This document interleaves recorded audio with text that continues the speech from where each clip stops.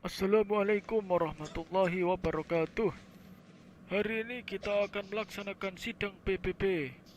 Sidang ini tentang sejarah yang akan membahas 3 sunan dari Wali Songo, yakni Sunan Muria, Sunan Kudus, dan Sunan Gunung Jati. Untuk itulah kami persilahkan Bapak Suparman, ahli sejarah, yang akan menjelaskan ketiga kisah sunan tersebut. Kepada Bapak Suparman kami persilahkan. Terima kasih atas kesempatannya, Pak.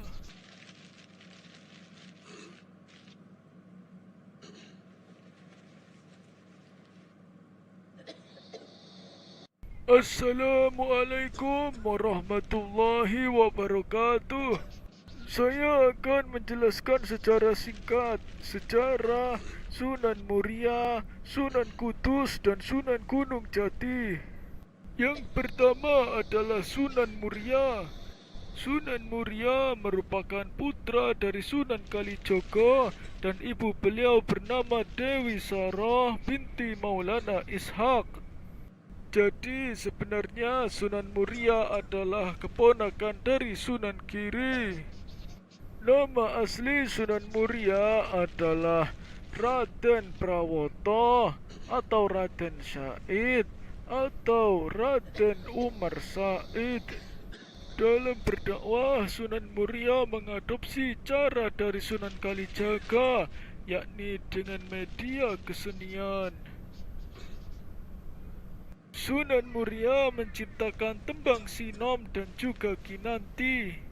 Sunan Muria sendiri adalah gelar yang diberikan kepada beliau karena beliau berdakwah di sebuah gunung bernama Muria. Sunan Muria selalu menekankan bahwa fungsi manusia di bumi bukan hanya sebagai Abdullah yang menyembah Allah saja, tapi manusia juga berperan sebagai khalifah atau wakil Allah di muka bumi yang bertugas untuk mengelola bumi agar tetap seimbang. Sunan Muria diperkirakan wafat tahun 1551 Masehi. Beliau dimakamkan di Gunung Muria di Kabupaten Kudus. Beliau memiliki 3 orang anak, yakni Sunan Nyamplungan, Pangeran Santri, dan Raden Ayu Nasiki.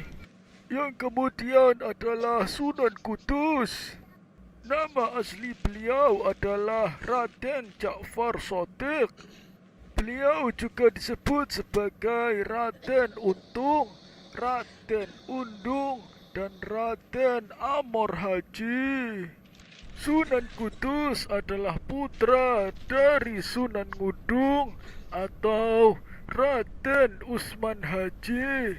Sedangkan ibu beliau bernama Syarifah Ruhil atau Dewi Ruhil yang bergelar Nyai Anom Manyuran.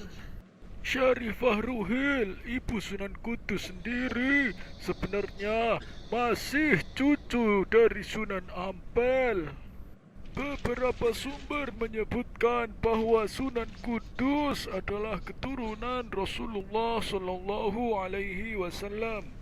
Dalam berdakwah, Sunan Kudus mengedepankan sikap toleransi kepada pemeluk agama Hindu-Buddha.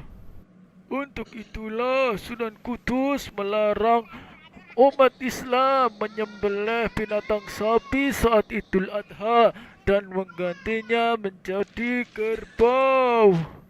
Hal tersebut dilakukan karena Sunan Kudus khawatir menyinggung perasaan umat Hindu yang menganggap sapi sebagai hewan suci. Tradisi ini tetap dipegang teguh oleh sebagian masyarakat Kudus, meskipun mayoritas penduduk Kudus sudah memeluk agama Islam. Di antara peninggalan Sunan Kudus yang masih ada hingga sekarang adalah menara Masjid Kudus yang unik seperti candi, tembang Mas Kumambang, dan tembang Mijil. Wali berikutnya yang termasuk dari Wali Songo adalah Sunan Gunung Jati. Sunan Gunung Jati memiliki nama asli Syarif Hidayatullah. Beliau diperkirakan lahir pada tahun 1448 Masehi. Ayah beliau bernama Syarif Abdullah Umdatuddin bin Ali Nurul Alam, sedangkan ibu beliau bernama Nyai Roro Santang, yang setelah masuk Islam bergelar Syarifah Mutaim. Nyai Roro Santang adalah putri dari Raja Pajajaran Prabu Siliwangi. Sunan Gunung Jati mendirikan kerajaan Cirebon. Sunan Gunung Jati berkuasa sangat lama hingga beliau akhirnya wafat di usia 120 tahun. Beliau dikuburkan di kompleks pemakaman Gunung Sembung, Gunung Jati, Kabupaten Cirebon. Karena beliau dimakamkan di daerah Gunung Jati, untuk itulah beliau mendapatkan gelar Sunan Gunung Jati. Peninggalan beliau yang ada hingga sekarang antara lain Masjid Merah Panjunan, Kumandang Azan Pitu, dan kereta kencana Singa Barong, kendaraan yang dulu beliau gunakan untuk berdakwah. Seperti itulah secara singkat tentang Sunan Muria, Sunan Kudus, dan Sunan Gunung Jati. Alhamdulillah, sudah Pak. Terima kasih atas penjelasannya Bapak Suparman. Sama-sama Bapak. Jika Anda menyukai video ini, jangan lupa untuk like dan subscribe ya. Assalamualaikum warahmatullahi wabarakatuh.